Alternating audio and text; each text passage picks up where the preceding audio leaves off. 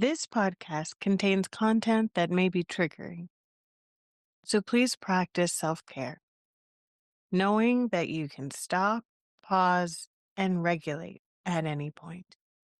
In our description, you'll find a free resource to help you do just that, to ground throughout your listening experience.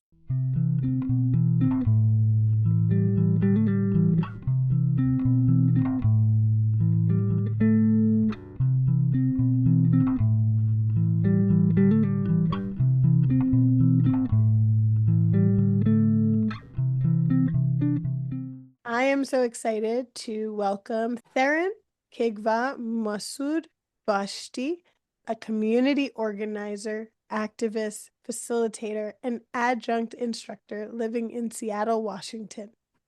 Theryn has been working in the anti-violence and reproductive justice movement for over 20 years. Formerly a co-executive director at Communities Against Rape and Abuse, Theryn continues to support survivors of state and interpersonal violence. Additionally, Theryn facilitates the Central District Cultural Ecosystem, CACE 21, a project to help Black homeowners in their homes in Seattle's historically Black neighborhood, the Central District, after years of gentrification. She is also a mom and a poet. Welcome, Theryn, and thank you for being with us on Be the Bloom. Thank you for having me. What a wonderful opportunity to talk to you. Yay. I love talking to you. And so I was like, let's do this. And I'm glad we get to. I always like to start out with folks to ask them, because we can read a bio and it tells us so much of the expanse of your work, right, to some degree, but doesn't always tell us how you got there. So can you tell us a little bit about yourself, a little more, and about the story that brought you to the work that you do? Thank you so much for asking. It's lovely to talk to you. Thank you so much for the invitation. Let me say that. I really believe in your work, and it's amazing to be able to sit with folks that are continuing to do this work, right? Like the movement is getting new blood and it just needs to keep going. And so that's really awesome.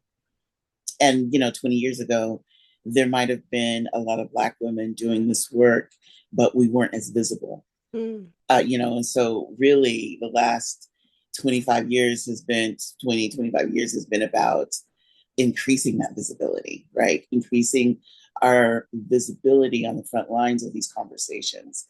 We're looking at the intersections of reproductive justice, surviving, or being a survivor, and having babies, or raising children, or becoming the guardian of children by choice, or if I think about families who are left with their little humans, like their children are gone or their children are out in the world, but they'll raise their, grandbabies. So, yeah. But what brought me to the work? So, I would say that because I'm a survivor of early childhood sexual assault, that set of memories has always played. Like, if you think of layered sounds, you're outside and you're thinking of all these layered sounds, the ambulances, the buses, the different kinds of cars, the motorcycles, all the modes of transportation, the people talking, the people walking. And you start to peel back those layers of noise just to work your way to a silence. That's what being sexually assaulted at a really early age is like. It starts the sound. It starts the soundtrack, that thing that you're going to hear looped over and over and over and over again in your life, even though other layers of sound, if you will, other memories, other experiences. But because that's always been in the back of my mind. My sister and I have always kind of addressed it between us, Mm. right? My being a survivor, and then later she was a survivor. Um, and it's in those conversations that the path was set forth, that I would end up one day working to end sexual assault in the Black community. Mm. And doing that work brought me to survivors who are also struggling with chemical dependency issues. And so I started doing work I was moved out to Seattle after my undergraduate degree was finished.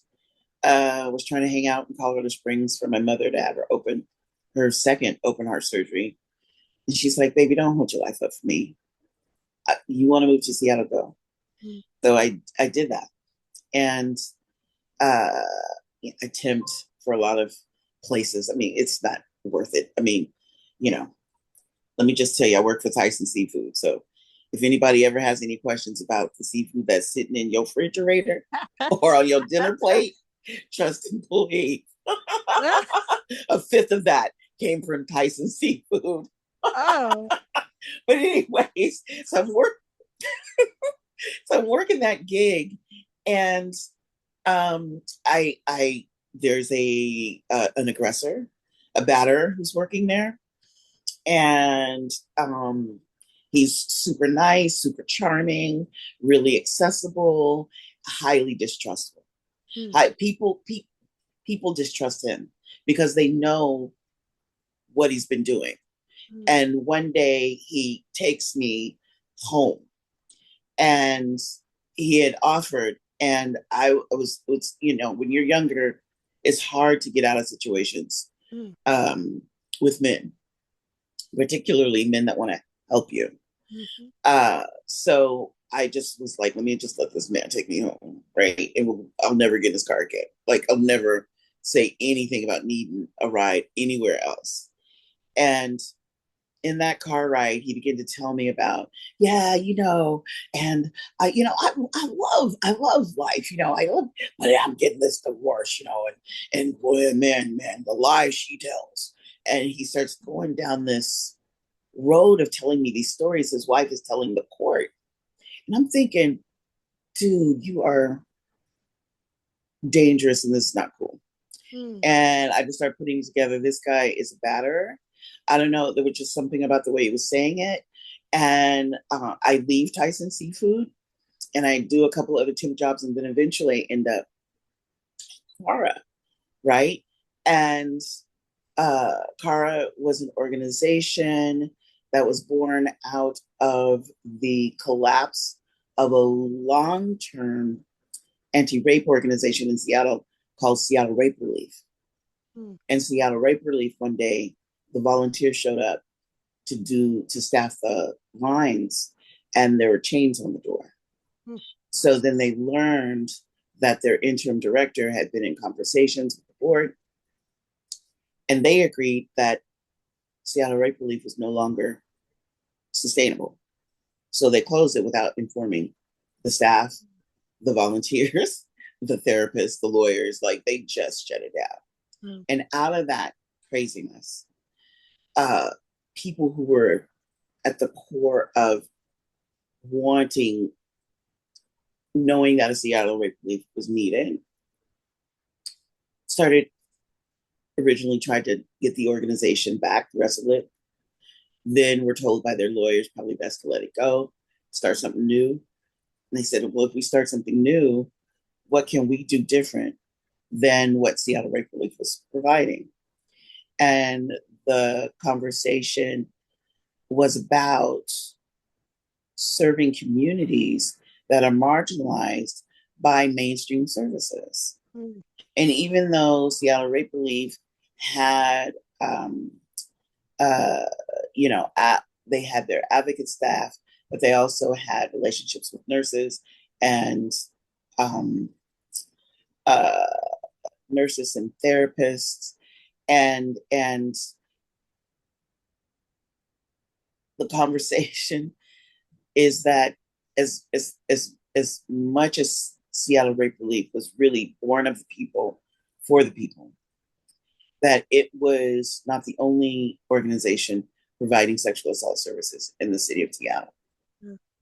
And as a result of just being a mainstream service provider, they recognized there were people they weren't seeing. Mm. So CARA decided that they wanted to begin work with Black communities, young people, and people with disabilities. It later then grew into a place where we partnered and worked with the Latinx community and Native communities and Asian communities. Mm. And it was the coming together of all of these groups talking about serving these communities that it just clicked. And I was like, this is what I'm supposed to do. This is why I'm here. Mm. You know? Yeah. And my sister and I, up till the time that she passed, we would always kind of compare notes with our reality and talk about openly surviving sexual assault, talk about openly trying to end it in our family. How do we make a difference in the world? You know, how does, and I don't mean like, how do we change the world? I mean, like, how do we make this pocket of people's reality not so hard? Yes. Right. And so I'd say, yeah. I don't know if I fully answered that, but no, you did. And I appreciate kind of like that. I think more and more, I hope folks are seeing it, the need to have these multi-layered conversations around sexual violence. And I think to some degree, like we have it around sexual, those who are survivors of sexual violence in adulthood with like the intersections of DV or intimate partner violence, right? Right. I don't think we have these conversations around childhood sexual abuse and the intersections around race, around like culture, around all of these different pieces, class. And so I appreciate you speaking to like the ways in which you show up, but also like you bring all of yourself, and therefore, of course, all of yourself needs to be part of that conversation and the history of what you have experienced, along with being a sister. Right. Right. Right. And both you and your sister having been survivors of CSA. When you speak of family in the Black community, could you share a little bit about the ways in which like these two things, like these two pieces intersect, childhood sexual abuse, the Black family, but also in relation to history? I mean, I know we could spend all day there alone, but like I think people need to hear about, a touch about it. Right on. Thank you for that question. I do think that we all are in our own position, right? We're all positioned in this particular way that makes us experts in our experience. It's the platforming of those experiences that you realize when your experience isn't platform that the invisibilization of it only deepens the trauma, does not resolve the trauma, right? And so thinking about work at CARA and having conversations with community, it felt like, how do I say? It's normal to talk about the intersection of these things all the time because that is the positionality of where we are, right? I think that, how do I put this? My mother was also a survivor of sexual assault, childhood sexual assault. Mm. My grandmother was a survivor of childhood sexual assault. Generational. Yeah. Right?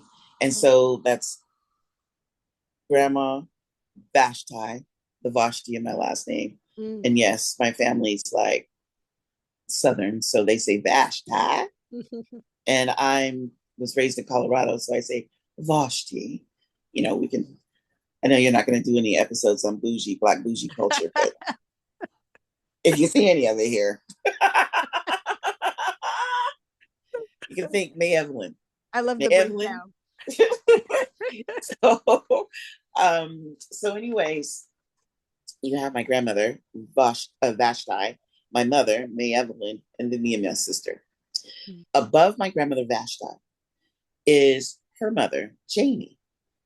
And Miss Janie, who I met before she passed, I was like 14, and I'm her great grandchild, and we're actually, meeting. Actually, I might have been a lot younger, not quite 14, but Miss Janie was 9 years old when she watched white folks lynch her father on her property, on his property. Lynch him. And she was 9. And she witnessed it with her other siblings and their mother. And they were told that if they cried, they would get the same. And that they were not to take the body down. Right? So you have a child and her siblings witnessing the murder of their father, the provider. And the only reason he's even in this situation is because he was trying to hold accountable a merchant that had been cheating him. And what we know about sharecropping, right, is that a lot of people were abused in that system. They were underpaid. They were paid with wooden nickels. They were, mistreated. It's a holdover from the time of enslavement, right? So my great grandfather was a sharecropper, and here he is doing all this work. But I just envision his hands, what they must have looked like, so that he could provide for his family. And these people are murdering him and dare them to cry. So you cannot show any emotion, and then you cannot take the body down. So now you must live with the reality of being perceived as less than human, like a dog, like some that, that dead thing, we're just going to leave it in the tree. Eventually, community and family came and removed my great grandfather's body, right?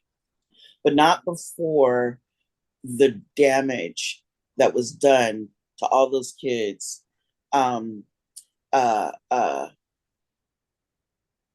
during that time period. And mind you, my great grandfather knew that at one point he knew that he was going to be murdered because he challenged this guy. So he left town. So he was gone for like a week or so. And was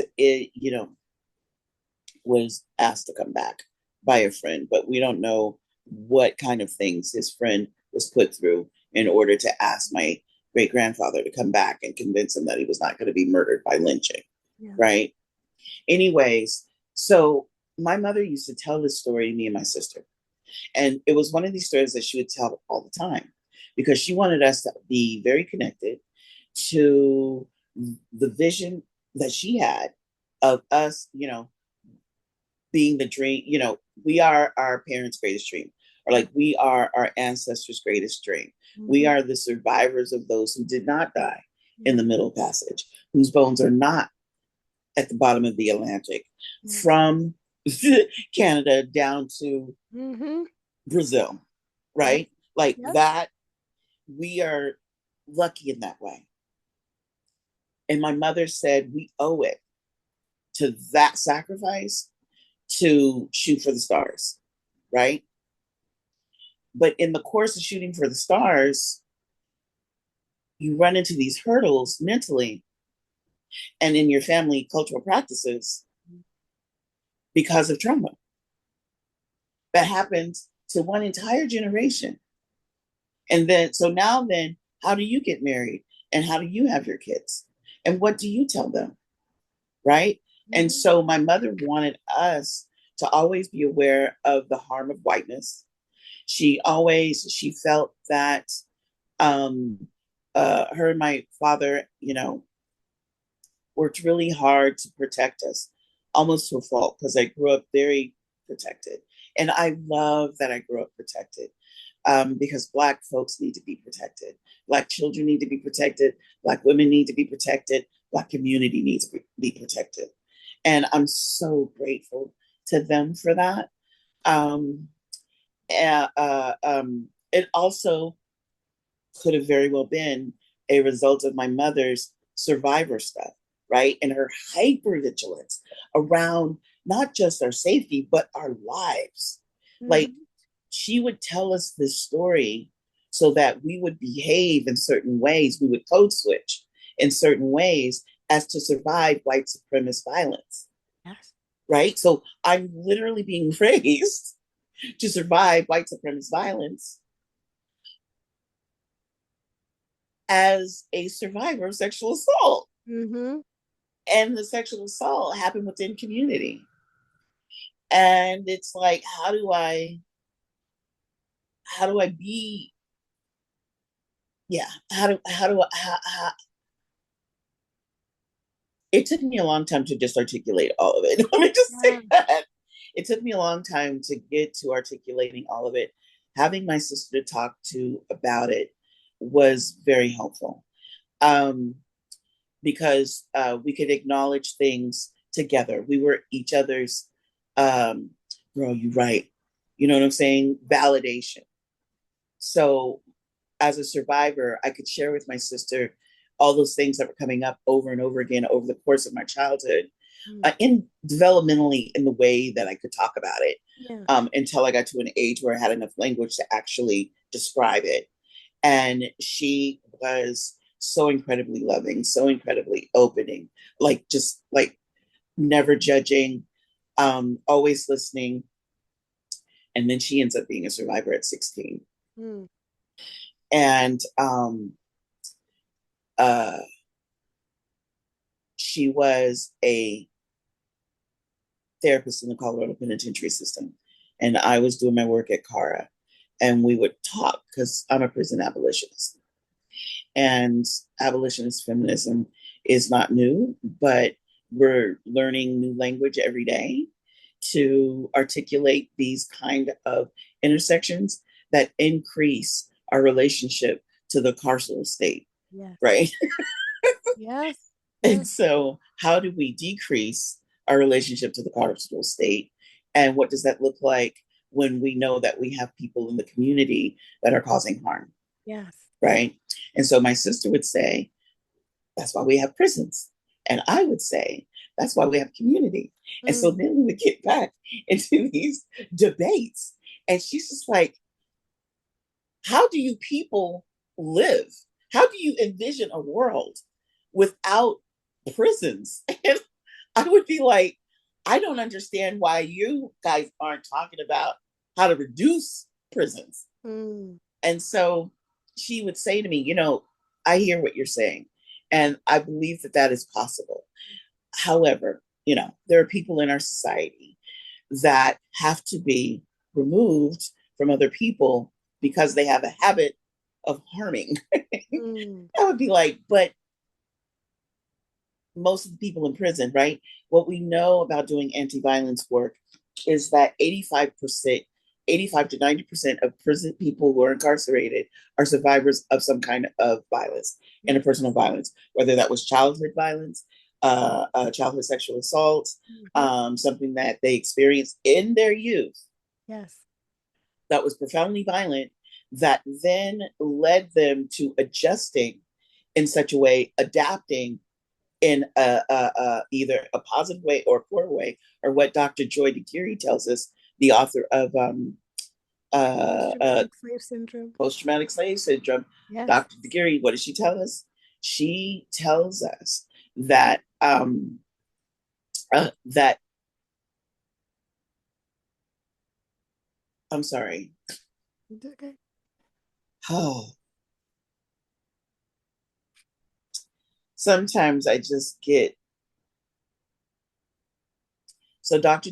Daguerre tells us that the impact of enslavement created a situation where those of us who are the descendants adapted, but maladaptive.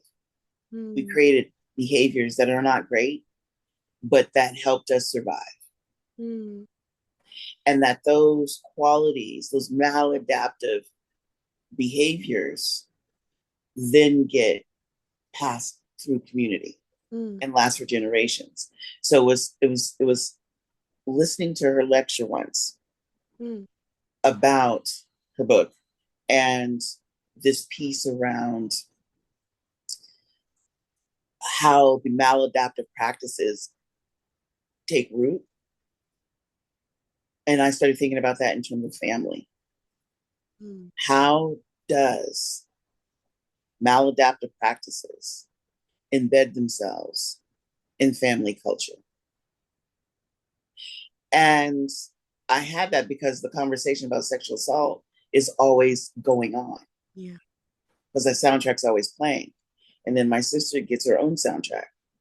And so now we can compare notes. And she takes the path of becoming a therapist, working with at-risk youth, working her way into the penitentiary system. And I end up being a co-director of an anti-rape organization. So we realized that we were choosing our very reality as children led us to choose paths where we talk to people about their experiences of violence and how do we support you to make different choices or to find joy and to heal. Like, how do we begin that process of healing? And it can't even begin if you're not talking about it. And that's the thing about, I think, any marginalized community is the talking about it. And we can see it in our current climate. If we have survivors in the refugee and immigrant community, their priority is not, I need to get away from my abusive husband. It is, my abusive husband is about to be sent back to our home country where he could be killed, or he could be the provider. And that's just in relationships where there is a husband who's causing the harm, right? And so marginalized communities have this experience for the pressure of being marginalized in the United States, and then they're surviving intimate partner violence and sexual assault. Yes. And CARA recognized that those two things were not exclusive separately. And so our goal was to be in conversation with other people that were recognizing this, and also trying to figure out ways to make community safe without fueling the prison industrial complex. And what we know is that women of color, Black women, especially Black women, when we experience sexual assault, we don't automatically call the police. We call our friends. We call our family members, those that we trust. And God forbid the family member be the person that you're being assaulted by a family member. That's right. And, yeah. Right? And what we're told is because of lynching, because of the hyper violence that befalls Black people when we confront whiteness or when we confront white supremacy, that results in our death. And prisons can result in our death. And if you're sexually assaulted, there's an expectation that you're not going to report this brother because he's going to end up in prison. And we were just trying to have a different conversation. Yeah. Yeah. Yeah. I don't even know if that answered your question. It always does. Yes, you do. In all the ways, which is lovely because there's so much in there. When I think about excuse me, when I think about this piece about maladaptive behaviors Mm-hmm. and then the connection with silence Mm-hmm. and how silence and even the story that you shared initially, right, about these children who were not allowed to cry, they were not allowed to, I'm sure, scream out or yell out, or that walks with you home, whatever home that, right, and then that passes over because crying can get you killed, Yes. right? And so then what takes root, right? It reminds me of when people say to a baby, you're a good baby, because that Mm. baby is not crying. It's not being inconvenient. And Wow. Say that. so when that baby stops crying, it is because they have resigned themselves to the idea that no one is coming for them. And so this maladaptive piece of silence is who will save us from the Yes. harm, because no one who is coming for us. Right. And while the hope is that things are a little better, at the end of the day, we are still in a situation where reporting is low. It's Right. complex because reporting often means, we Black women in many ways protect the Black folks who are committing the harm, oftentimes the Black Right. men or men of across the board, right, who are creating the harm, but also the question of shame that gets embedded as it's, I did something wrong, right? I think about, my experience as a child growing up, my CSA experience. My mom was 19 when she had me, teenage mom. She was first generation. She was an immigrant to America from Guyana in South America, Oh, right? wow. Talk about the Wow. diaspora, right?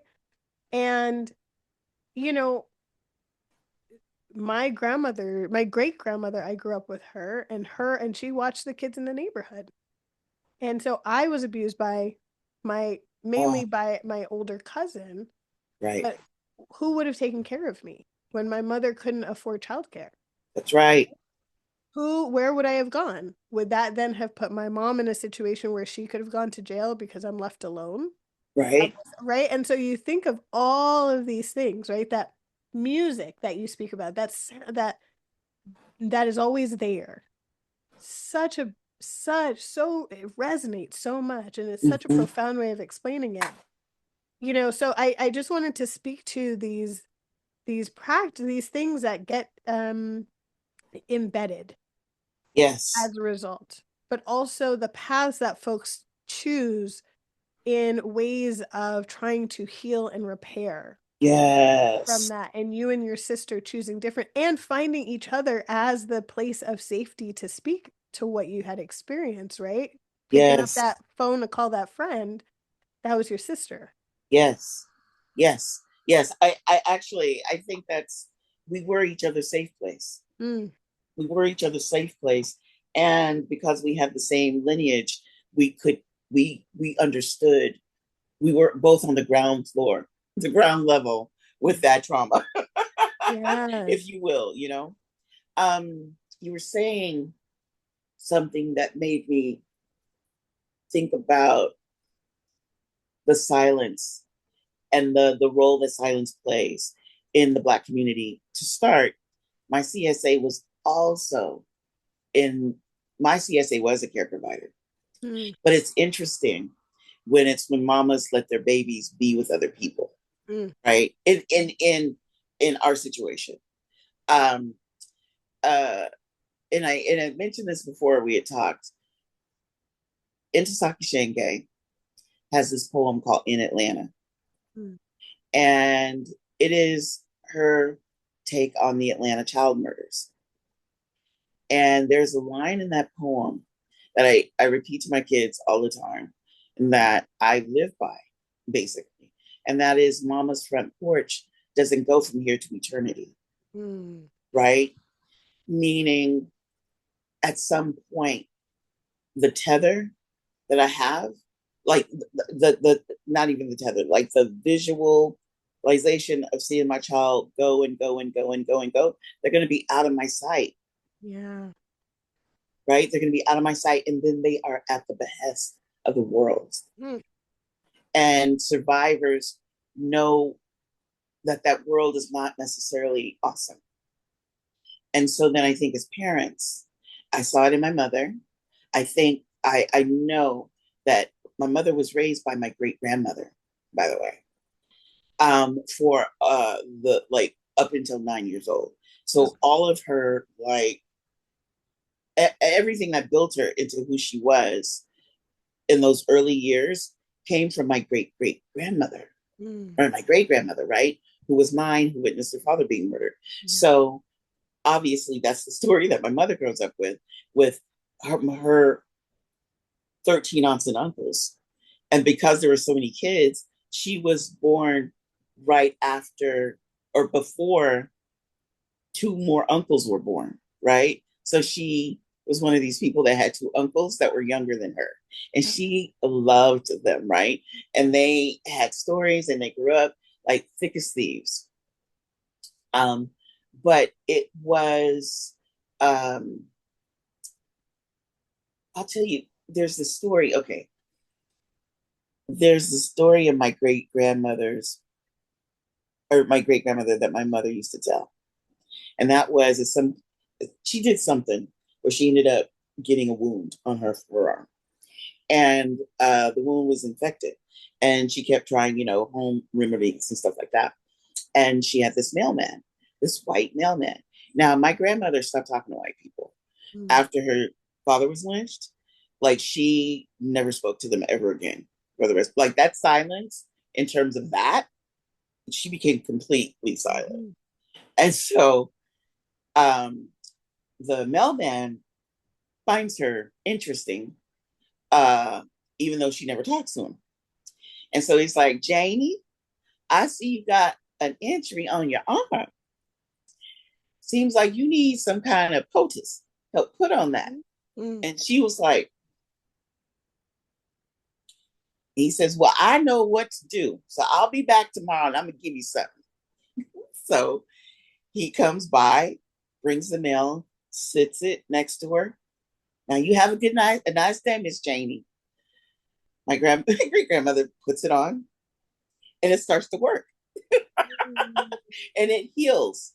And so as days pass, he says, Janie, the wound's looking much better. I'm so glad that it's working for you. And my mother remembers saying, Grandma, he said, and actually she didn't say grandma because she didn't know that was her grandmother until her mother showed up to take her. But she was like, hey, he said that he is, that it works, that how's it going? And my grandmother wasn't saying anything. So once he leaves, my grandmother says to my mom, it was my healing came from the Lord, but it was brought by the devil. Like, right? And so in her head, that piece around surviving white supremacist violence was key to my mother's like early formative years. And then she's brought to Cleveland at 9 years old. Her mother was a teen mom. Her mother had my mother when she was 14, which means chances are my grandmother herself was sexually assaulted. And let's just say, even if she consented, right? We all know what that looks like when you're 13. Mm-hmm. Yeah. Right. And that's why we don't count it as consent. Yeah. They are children. Right. So my grandmother shows up, picks my mom up. Mom is 9. So my grandmother is probably like 22. Okay. 21, 22, takes her back to Cleveland. And then my grandmother struggles with alcoholism. I always attribute it to self-medication.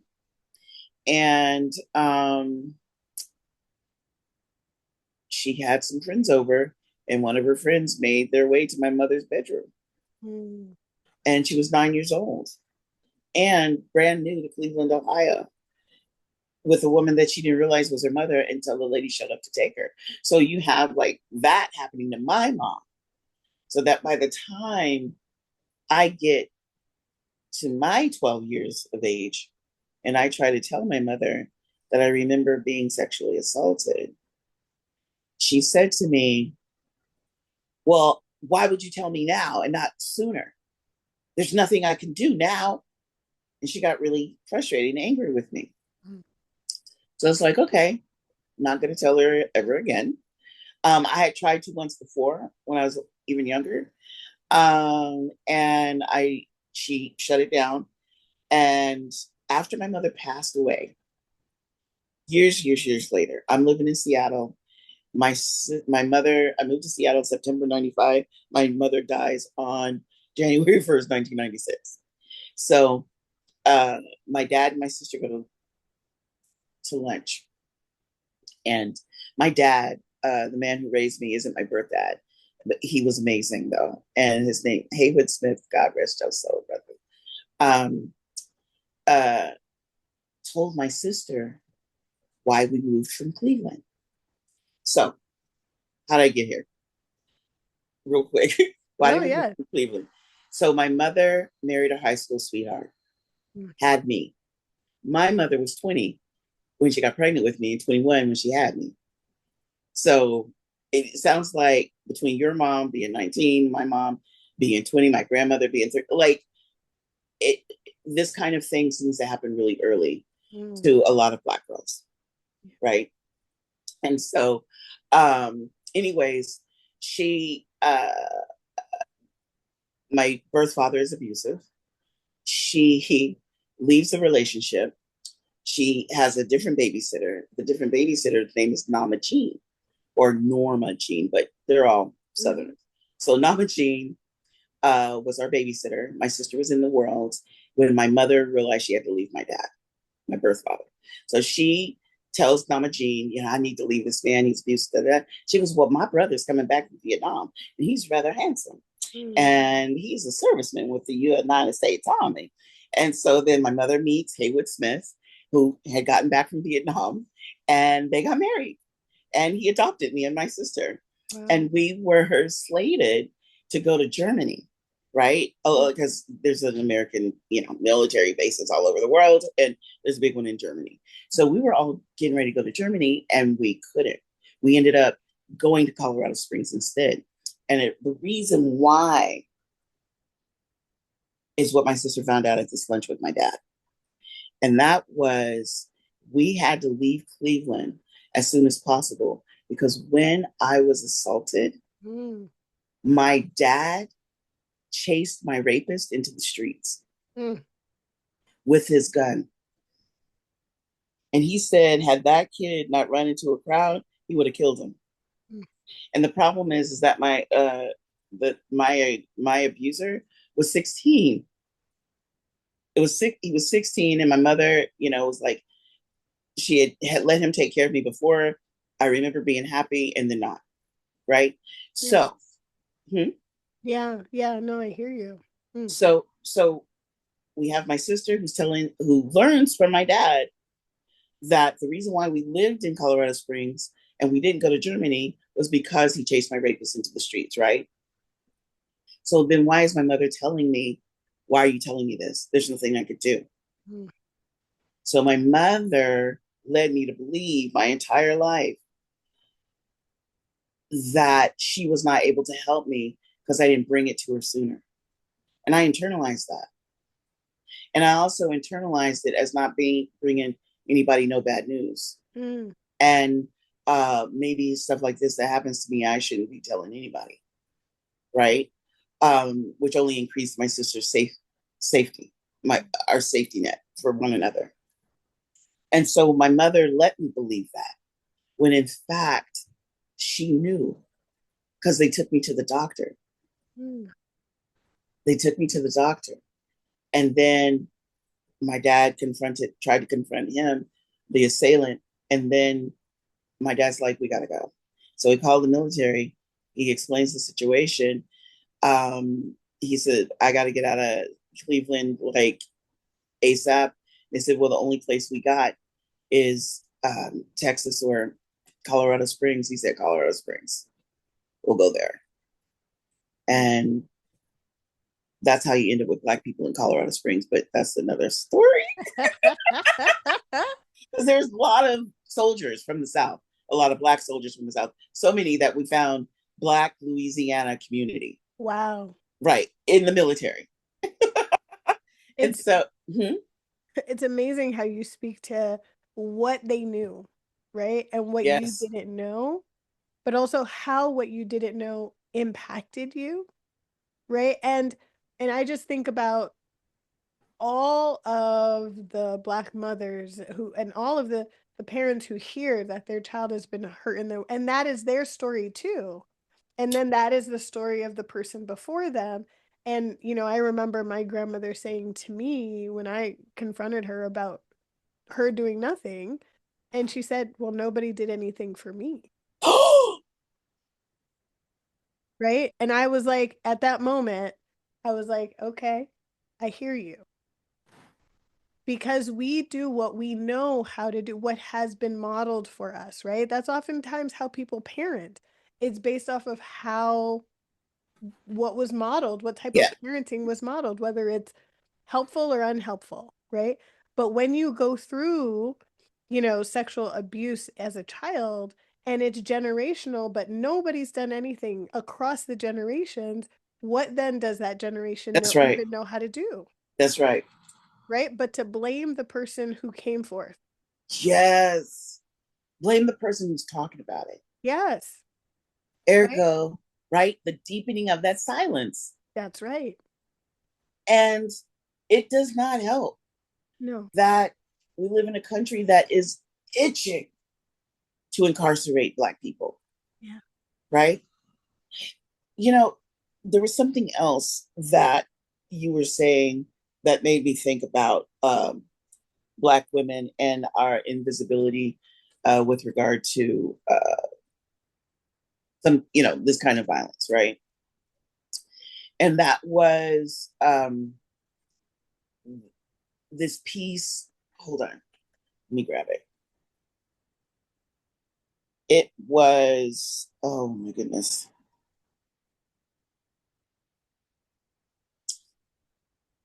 Silence. We were talking about silence and maladaptive practices and behaviors. Dang it. It was like a little nugget. And uh, hopefully it'll come back. Sorry. I'm so That's sorry. It okay. was, it was, dang it. It was pulling together a few things. It'll come to you. Okay. Okay. Uh, there's also a shame Yes. that gets produced, right? And Black people, because of the enslavement of our people and us being the descendants, that there's already the whole concept of sexuality and touch is Yeah. and gender, honestly, Mm-hmm. those things get destroyed when you are violent to a child, period. And so then they have to build a life on that, right? And that's that trauma that doesn't get built. And then they're living in a family that ignores it, has an expectation that you'll just handle it Yep. because I handled it. That's Mm. profound, right? Yeah. Um, and then oh wow, it was once said, my friend Elisa Vieira, who is amazing, and has she's edited this a series of books. Well, two in particular that deal with um, uh, abolitionist feminism, right? Where we're talking about the intersections of surviving violence, agency, identity, and healing, right? And trying to build and Lisa build a positive experience, make the most of our time here. And she said she would always say there were no trauma centers at the end of the Reconstruction. That is right. you Oh, know, yeah. and so where did we go with all of it? We held it and we Yeah. ate it and we buried it down, Or we right? moved, or we danced, or like but we didn't really talk too much about it, right? Or wrote Couldn't. poetry about it. Yes, yes. Mm. We became Intisaki Shenge and Pecola from Toni Morrison. I was just Yeah. thinking about poor Pecola in The Bluest Eye. She changed my life. Yeah. Reading about Pecola changed my life because it was the first time that I had read anything like that. Yeah. That a little Black girl could feel like that because of her experience of sexual assault. I was fortunate enough that my sexual assault was not family, Mm. right? Mm. Um, and what a world we live in when I can say I'm lucky Yeah. that my sexual assault did not occur at the hands of a family member Mm. and didn't occur multiple times, Mm. right? It was that one time, but it was significant Yeah. enough. Yes. And so uh, because there are no trauma centers at the end of the Reconstruction, I find that silence is one of the biggest impediments to our healing. And we can talk lots and still not talk, right? We compartmentalize really well. And that compartmentalization helps us survive, right? The developing tools, maladaptive tools to which is compartmentalization to survive so we can get up, make food, get our kids off to school. And hopefully they will be able to stand on our shoulders without the same stressors and go even further, Yeah. right? Like that's always seems like the goal. And yet, as a community, it feels like we get stuck around this issue about sexual assault and silence. And we know that the trauma that we're talking about that doesn't get healed at the end of the Reconstruction was hundreds of years Mm-hmm. of people telling us our body just didn't belong to us, that they were entitled to them, and that we didn't even belong to each other. Our children don't belong to us. Our partners don't belong to us. We belong. We belong to this person. We belong to this location. We belong to this space. That is hundreds of years of this. Mm. And then 100 years to the year that I was born, the Emancipation Proclamation signed. Mm. 100 years to the year that I was born. So this goes on for hundreds of years, and we've only been out of the enslavement of Africans in America for, I'll be 60 this summer, 160 years. And that is yep. No. Nothing. No. In evolutionary time, that's not even a blink. No. But we Right. want to forget or some would prefer to dismiss and forget the impact That's in right. that it echoes That's into right. the now, into the future. It does. It does. That echo is crazy. And the push, like on this national level, by the people that are in power right now, Mm. like the push to silence, like for example, the bluest eye was put on a banned book list, Yep. right? So a Pecola, a Theryn in Florida is not gonna get to read about Pecola and feel validated or have my life changed and go, oh my God, Yeah, I'm not the only one, that's right. Because right? you think you are the only one, and Right. that furthers the silence. Exactly. And what Toni Morrison did with Popola was give us all permission to talk about it. Yes. And especially that little Black girl who was wounded. Mm, mm, Right? mm. That little Yes. Black girl, that precious Black baby girl. Her, you know, and the craziness of it, that silence um uh uh increases because of the way that our communities experience oppression, Yeah. because and it's so interesting how often I hear people say, oh, that was a long time ago. It's like, that's so, you know what else was a long time ago? uh um Christmas was a long time ago. um Easter, long time ago. I just I would be like, what the fuck is the point? Excuse me. That's Why fine. are you telling me this? You're telling me this so that you can dismiss what Yeah. happened. And if you dismiss what happened to me, it makes it easier for you to control my community, because we're up in here trying to figure shit out. We are like if it's just constant chaos. If we never settle long enough to be like, okay, whew, that was rough. That was hard. Let's all breathe. Let's look at each other. Are we okay? Everybody okay? Everybody, all your limbs, right? Like, we didn't do that. Um, Yes. and so we're still like this, under the cover of white supremacy, even literally, like, don't open the door. Could be ice, Yes. right? Yes. And just as an aside, I worry about your podcast going all over the place, because I kind of am that That's thinker, okay.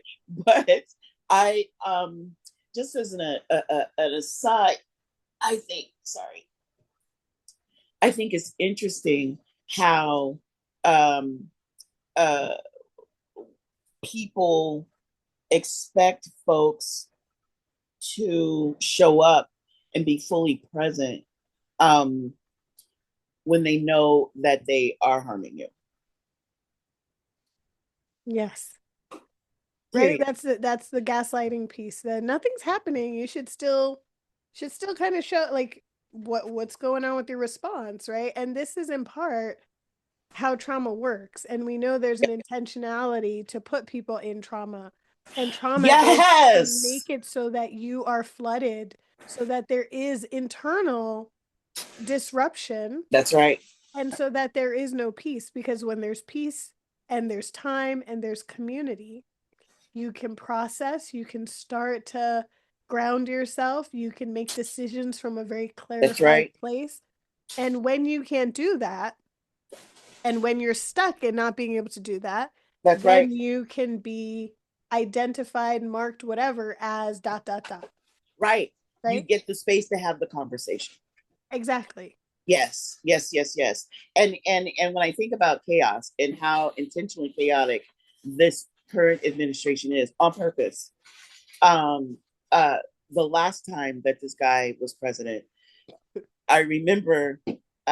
So I teach communications, and one of the classes that I teach is multicultural communications. One Mhm. of the videos that we watch, I actually use this video in mass media and multicultural communications. And the video that we watch is a frontline, PBS frontline on Steve Bannon. Mm. And the reason why is because Steve Bannon was the architect behind not the Muslim ban, but the way it was rolled out, Yeah. right? Steve Miller, that's all his stuff. He's Mhm. the Muslim ban guy. So the rollout was Bannon, and what he said was it was important for us to drop this news on a Friday, because that's when we knew the airports would be the fullest, Yep. because people are flying on the weekend, and this will be all over the news. Yeah. Like, they literally plan to create chaos in the lives of millions because they could, Yeah. because they could. And it works for the kinds of things they want to do to this country, right? And so that game is always going on. That game is always being played. And so you walk out your door, we're code switching. Like, we're doing our thing just to get from A to B. And it feels like the value of chaos is to continue the disconnect that people have, right? Yeah. And if you are Pacola in Florida and your name is Theryn and you're a little kid, then you don't have that information that would help you code switch or that would help you survive. Yes. Right? Because the first thing is to be validated. Yeah. And even if you are not a little Black girl who survived sexual assault, the first thing is to recognize that sisters in the world that are walking around have grown up, they were Pacola. Yeah. That's why we do it. That's why we read these books. Yeah. And when we find out more information about people, then we can be more empathetic as we approach them. Because the goal of communication is to meet people where they are, right? Mm-hmm. And for our languaging and our nonverbal communication to express a place that encourages people to be skeptical and to think and to create new ideas. But you can't do that if you're a mess. That's right. You're right. You know, right? And, mm-hmm. Yeah. And I think about parents right now. I think about parents who are survivors. You know, maybe they're first-time parents. Maybe they might be pregnant right now. Maybe they might be the non-carrying parent who's the survivor. Maybe they might have kids who are older, or like kids my age who are like almost 6 and 2, right? So and sitting in the world, sitting in the chaos. And also, I know one of the things most present for survivor parents is how to have it end here. Right? Yes. Right. And so, like, there is hypervigilance. I know, like, my kid, and this is a mix of being Black and being a survivor and being a woman, is, you know, my kid is not gonna, my partner might be like, oh, you know, our kid can go, you know, just stay close. And I'm like, close isn't enough. She got to stay right here. Right. And it's restrictive. I totally get it. Right. Dr. DeGroy talks about that and talks about, like, what used to happen when your kid was not by your hip was they could get snatched up and taken away. And that this is part of that epigenetic memory. Mama's front porch will go from here to eternity. That's right. Because I cannot think about my kid not being anywhere where I am. And I don't know exactly who's there. Like, college, I don't even want to talk about it yet, right? But trust me, I understand. You do. And so, like,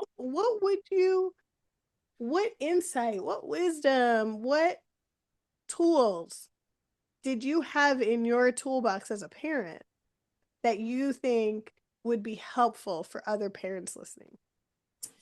One of the tools that I had, thank you so much, bringing it back around. You're incredibly good at this. I would say one tool would be agency, right? To recognize your child's agency in utero. Right? Like, how do we open arms? That's the name of the organization. Hold on. Tell me. Open arms. Okay. I'll come back to it. Okay. Well, Open Arms is a local organization that trains doulas, primarily Black women, Latina women, folks in brown communities, to support women while their babies are from 0 to birth, right? So Open Arms is the 0 to birth folks, and they are intentional in the way that they educate their doulas to be uh, midwives for Black women and Latino women. Like, so anyways, open arms. But agency. So why I started thinking about open arms was because when I got pregnant, I had been on a flight anxiety drug. I have flight anxiety. And it got to a point where I needed to see a therapist. And then the therapist was able to prescribe me a narcotic, which I would get on my flight, take the narcotic, land, be like, oh, that was great. You know what I'm saying? I didn't have to deal with anything. Yeah. However, once I became pregnant, I could no longer take the narcotic. Mm. I had to figure something else out. And at the time, I was traveling at least twice a month. And I'm like swole. And I'm traveling all this time, given like just being in different spaces, conferences, lectures, presentations, all that stuff. And then eventually, boop, my child's here. A month old, we're back out.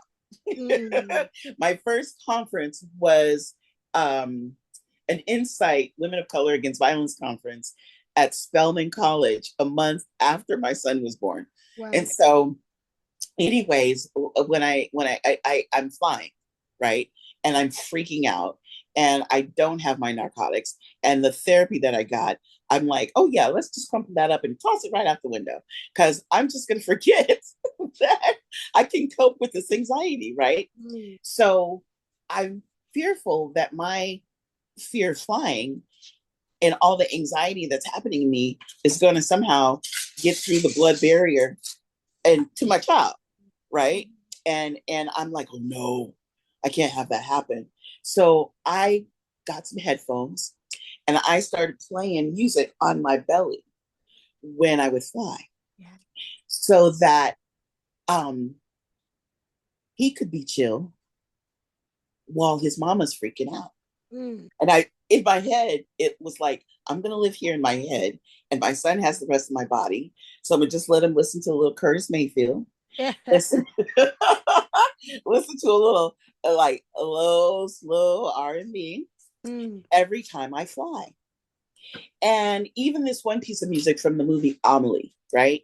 It's this I can't pronounce the name of it. But if you've seen the movie Amelie or have the soundtrack, you'll know what I'm saying, because it's this really beautiful 4-minute piano piece.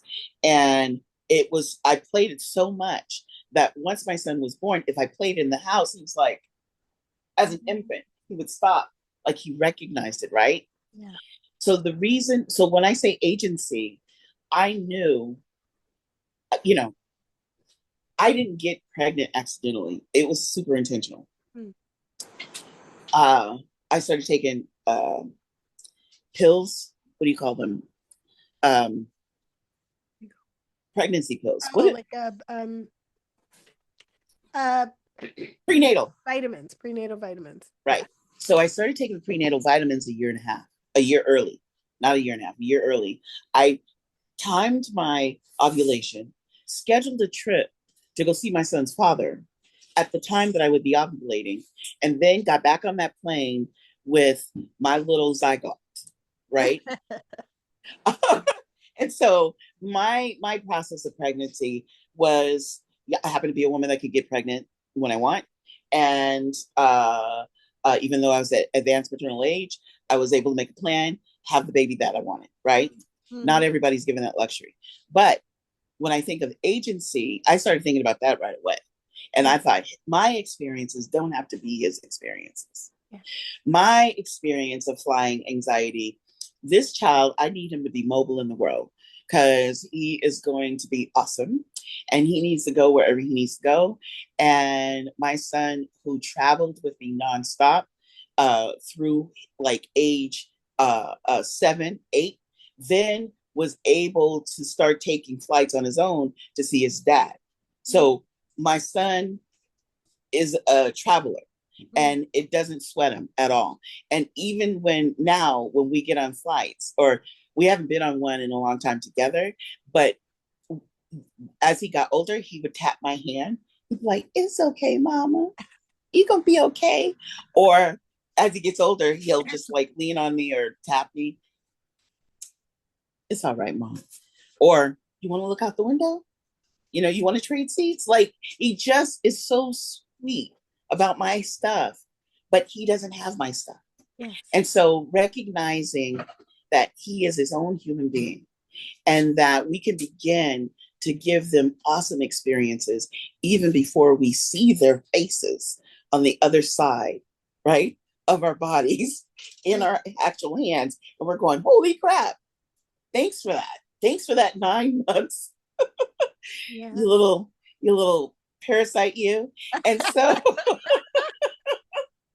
and so I would say do that. I also say be like, it is okay to start teaching children the concept of boundaries, even in their early childhood, right? Because what is it? It's about 4 months when our children can sit up on their own and hold their heads up and laugh, and and their 2 little teeth are coming in and they start looking at our food like, what you got, right? Like, so when they're in that phase, that's when we want to start being like, thank you, or no thank you, or like, no, please, you know what I mean, developmentally setting these boundaries, until they're at an age where you can say the word boundary, right? And I remember teaching my children about boundaries, and I have a middle daughter. My middle daughter, Kulana, God bless her soul. She got pulled under a bed by this little boy who thought she was really cute. He was 8, she was 5, right? And then, mamas get involved. My daughter's mother got involved, and drama happens, right? And I have the conversation with the other parents about, wow, it would be great to like not just trust that the kids are going to be all right when they're all upstairs in one bedroom, maybe. Also, you can bring the girls to me, right? Like let's not have her look at the girls, watch the girls anymore. Now, nothing else happened besides this boy trying to kiss my daughter. But the conversation that I had with her at 5 was, did it feel safe? And she's like, I was scared. I said, that's a big deal. Listen to that. When you're scared, you can leave. You don't have to, you have more choices. You don't have to stay there. I know he's older. I know it feels really scary and it feels like maybe you have to listen to him. But, I raise my children. You have to be able to make good decisions, even when you're surrounded by adults who don't. And that conversation just started really early. And into my daughter, like, you can make other choices. I tried very hard. It was challenging to not lay blame, right? Like, you're trying to give your child a sense of their own agency, and not say that you made the choice and this happened to you and you deserved it, or it's because you made the choice. It happened to you because somebody else made the choice. I'm sorry you got pulled under the bed. Okay. Yeah. But you know how, like, when your sister is getting on your back and you don't want her there, what do? She's like, I scream. I said, exactly. I said, you can scream. You can say, get off. You can make a big old deal of it. And she's like, okay. I said, also, when a person says, hey, I want to show you something, and they open up a door to a dark closet, or they say, come under here with me, that's probably not a good idea. Because if they wanted to show you something that was really cool, why not show it to you in front of everybody? You know what I'm saying? Like, just start trying to have the conversations as early as possible with your children around boundary setting and supporting their agency, and most of all, supporting them to recognize that their body belongs to them and no one else. Yes.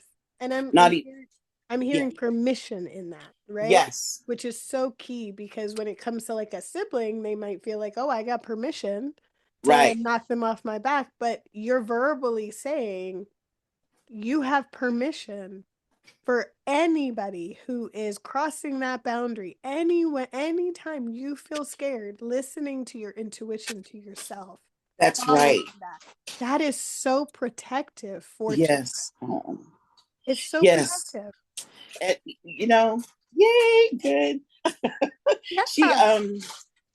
she's an amazing human being. That piece, sorry, yeah, all of this. All of this. I did think of what it was I wanted to tell you Yes, earlier. please do. So I had a student last quarter, this final quarter, actually, grades are due tonight. Grades are due tonight. Fun. It's mostly me reminding myself. But I had a student who, it's a communication class, and I always, when we're online, I say, turn on your cameras because I need to see your faces, especially in my public speaking class, because that's how we communicate, right? Like we're in each other's faces, and this one person just couldn't do it, wouldn't do it. And I learned over time that they're in a protection. They can't show their face because they are currently in a program where they're being protected. They're being protected by the people that they successfully sued.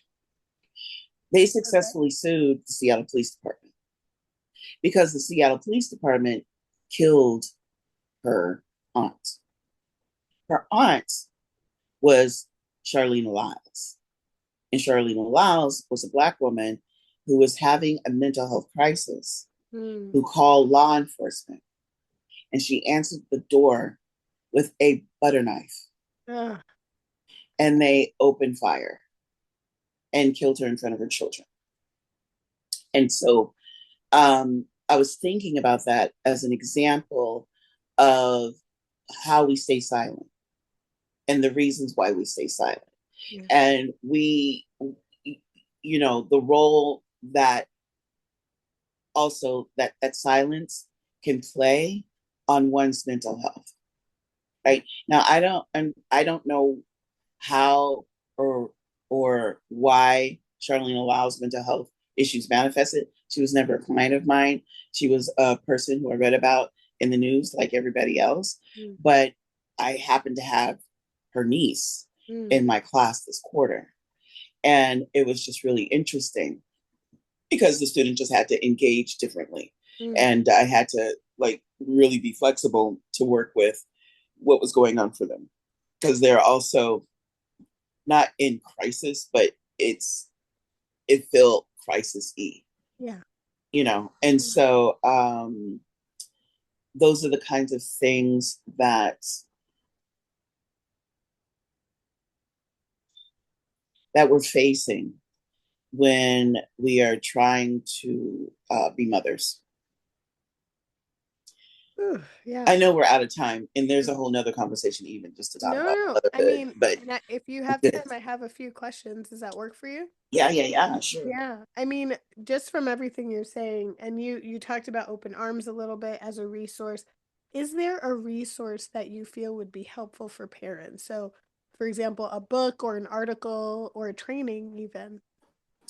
Oh, that's really, really awesome. So thank you for that question. I mean, when I say that's awesome, I'm thinking like a million things. So one thing that I would recommend is a book called Killing the Black Body by Dorothy Roberts. And she does an incredible job of grounding information about the violence against Black women in its relationship to our reproductive choices. Then I would recommend The Revolution Starts at Home or Begins at Home. And I forget who are the editors of that book, but that's a collection of essays that are strategies for addressing violence, interpersonal violence. And there's folks in there that are parents, right? So then I would recommend also, if you can find it, No. it's called No, the Rape documentary. Oh, yes. Aisha Shahida. I have it. Yes, I have it. yes. Yes. And the workbook. And the workbook, you know that workbook. I love that sister. She did it. Yep. She did that thing. She really did. CARA invited her out to Seattle, and she came here and she spoke at the college I currently teach at. And she was just here last year. She wasn't here, but there was a Zoom with her in my department, right? Arts, humanities, social sciences. I missed the memo, so I missed hearing her. But Aisha sent me that workbook personally. And do you know that somebody broke in my car and stole it? Oh, no. I'm like, wow. Okay, we got to see if there's more. Oh, she's so. I called her. Okay, good. I contacted her. I was like, guess what happened? Huh? And she said, I'd be more than glad to send you another one, but it's free online. And I was like, oh, it is? She's like, yeah. Oh, that's good. Yeah, that's thank you. Yes. So the workbook apparently is free online. Something else that I would recommend. I know this is crazy. It's a film. It's called A Lot Like You. And it's by Eliachi Kamaro. And that is Eliachi.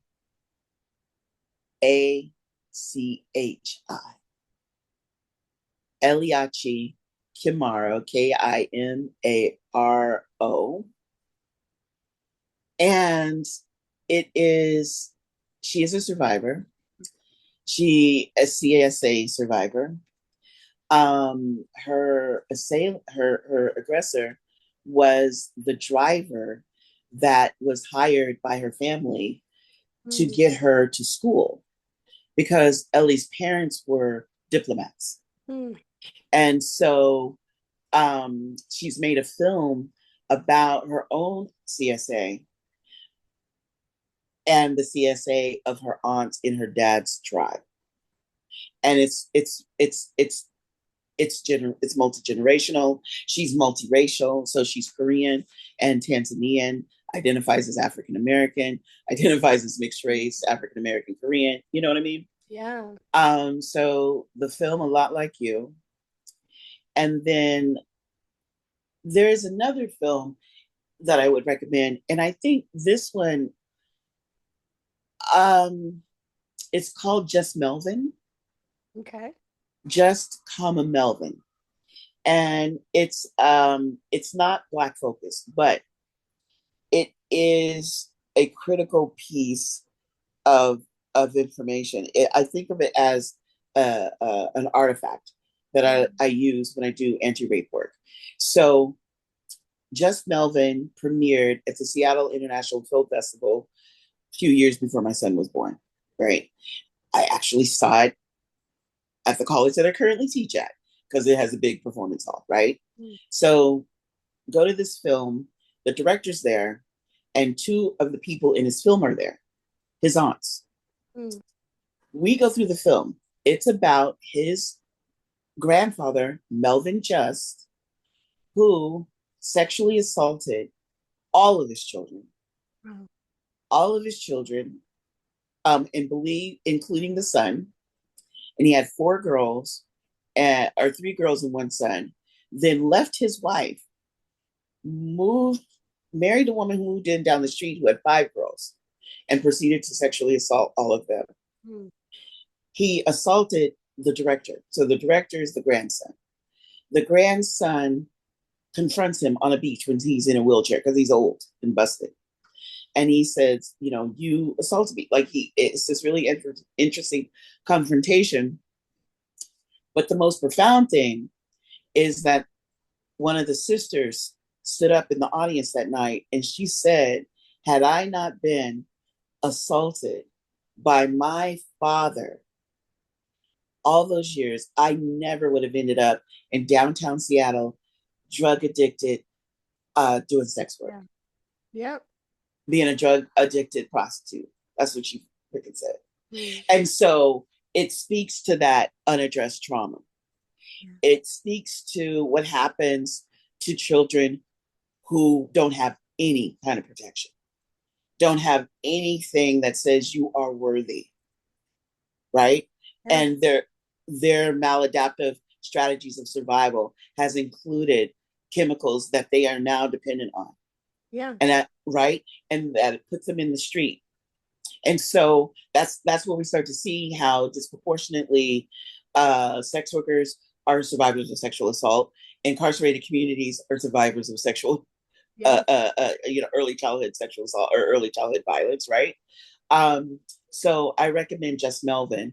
It's a hard to find film, though. I want to say I do think I saw it for free on YouTube one time when I was just doing like a general search of things. And And I'll link to all of these so that folks okay, can have easier access. So I'm gonna look for it and I'll check out YouTube to see if it's there. that sounds good. And Yeah. I want to say I think that's it. I mean, those The are great. yes, thank you. Yeah. I wish I was near my books. I would grab Elisa's books, but also look up Elisa the area because Okay. she's the editor of a couple of books that the abolitionist feminist books that look at these intersections as well. Okay. That's great. Thank you. Mm-hmm. I also I think about like as we talk about maladaptive, I also think about as we like look at the world and how the world is so, well, full of trauma and how that those maladaptive practices might actually be adaptive in this world.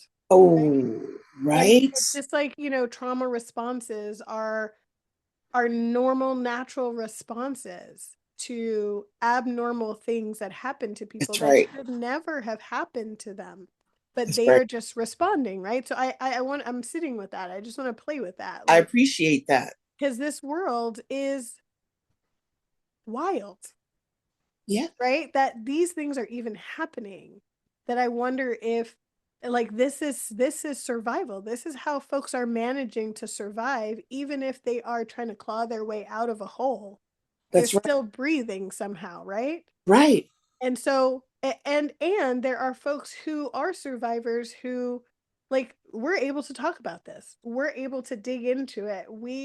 There are folks who are at different stages of their process, a process they should never have had to go through Exactly. or to heal from. Right. And so I just wonder about that. And I think about, like, I think about this in the context of hope, right? Like thinking Mm-hmm. about survivors and, in the midst of being expected to parent, which is its own thing full of many triggers. Say that. I Yes. know, all the way to then healing the stuff of your own that is separate from that child, right? Because of Mm-hmm. this 100% truth that they are their own people, they're their Right. own person, right? Where do you find hope for where did you find hope as a parent going through this, but also what might you share as hope for other folks listening? Um,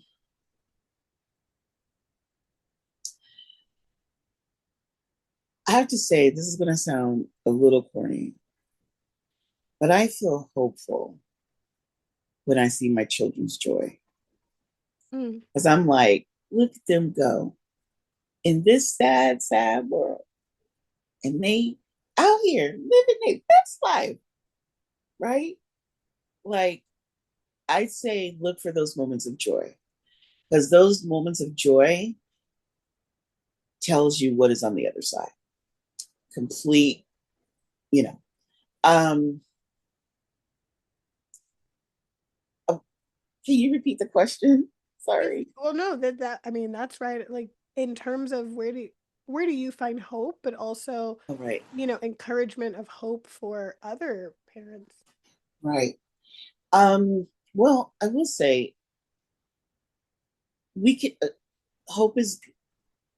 I see hope in my children's faces. Um, but I also want us to be. It's okay. It's not okay when harmful things happen to our kids. It feels different when you're a survivor, especially if they experience sexual assault. right? And so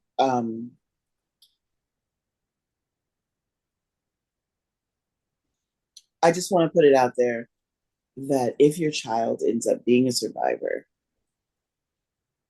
know that you did everything right in terms of being really intentional about protecting them and giving them tools to protect themselves. And it's shocking how all the ways harms can look and show up. And they can show up and be done in 3 minutes. Right? So give your children permission to be unhappy and be mad, and to articulate what's going on for them. Give your children, the more words they have, even if the words are, signs. I did get into that baby sign language thing. That's a whole trend. Yeah. That whole trend. Yes, teach baby sign language. But give them the language that they need to talk about the experiences they're having. Don't be afraid to talk about issues regarding race. It doesn't have to be racism that you're talking about. It could be celebrating the life of somebody like Nelson Mandela, right? Like the fact that he experienced all that, and look at what he did. I used to tell my son, you don't have to be Kofi Annan, but you need to be the Kofi Annan of whatever it is you choose to do, meaning you step into your excellence. Yes. And that's the other thing. I would say, don't be afraid to see the excellence in your children, and to talk to them as though they can lean into it. Because that plants in them a sense of striving, a sense of there's something more. No, ask questions. I'm gonna keep going, right? Like that's what that inspires, and that will help them so much. So much. And you'd be surprised what our children see watching us.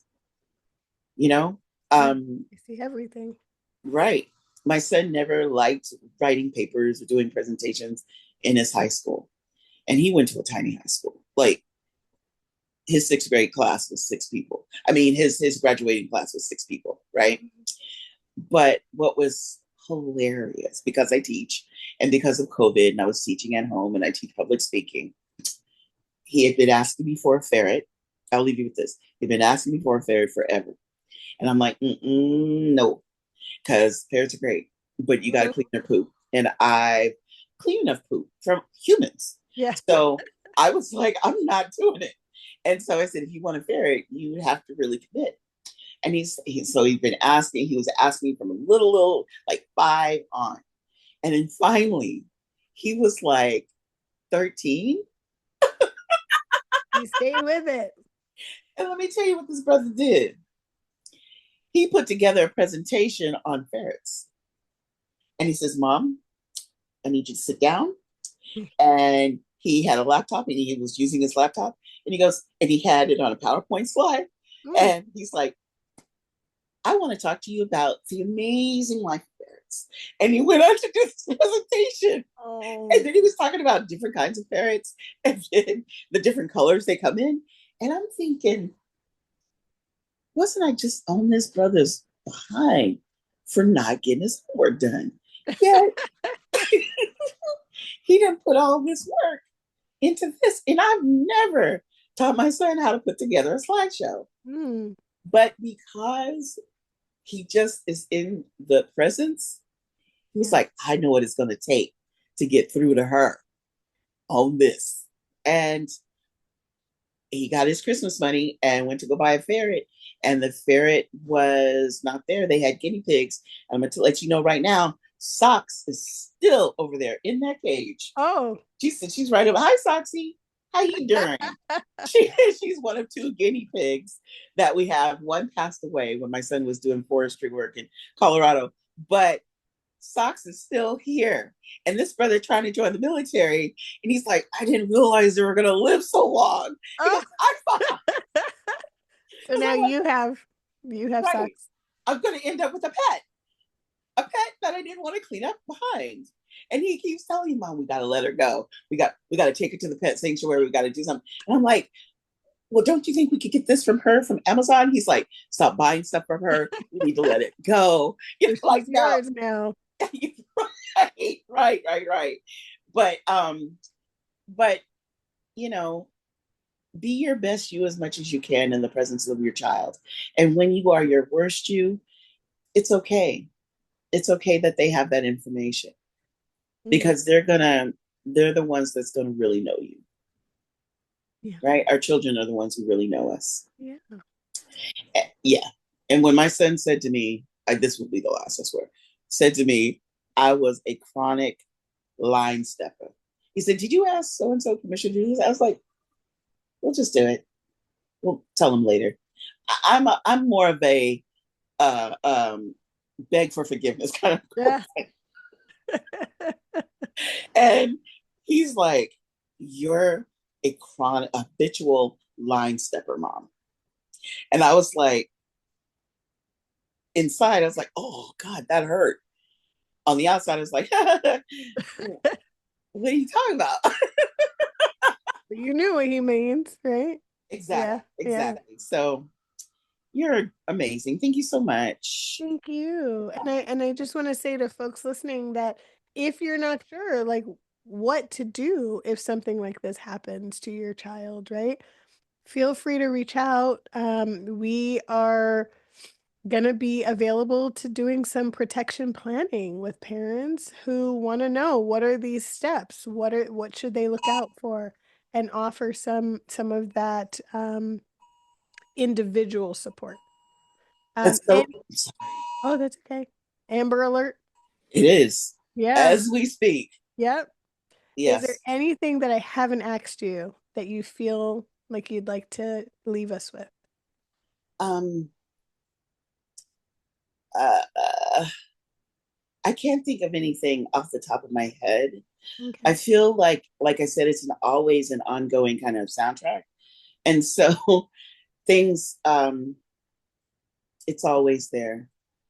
I know you've been incredibly. Let me just look at a couple of my notes just to make sure.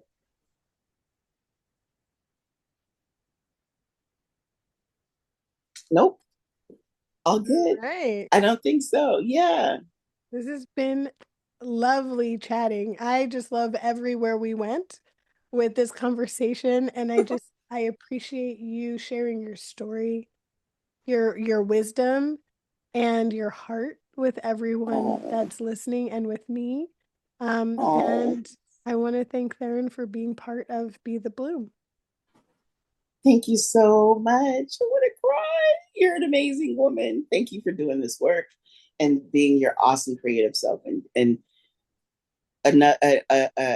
another generation that's lifting this conversation because you see the work that it's done for the good and you want to just keep doing that. So thank you so much for being a place where this work is lifted.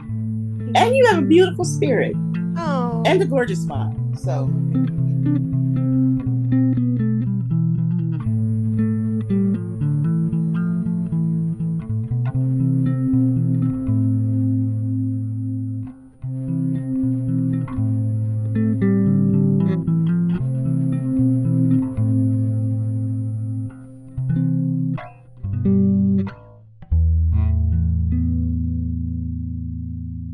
There was a lot shared today, and I want to encourage folks listening to connect with what resonated with you most.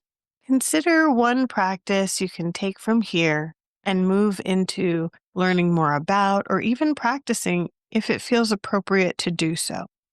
If you would like to support the work of Cactus and Bloom to bring you these type of conversations and to do culture change work that builds skills, creates awareness, and improves equitable care for survivors of childhood sexual abuse and sexual violence in adulthood, consider a donation.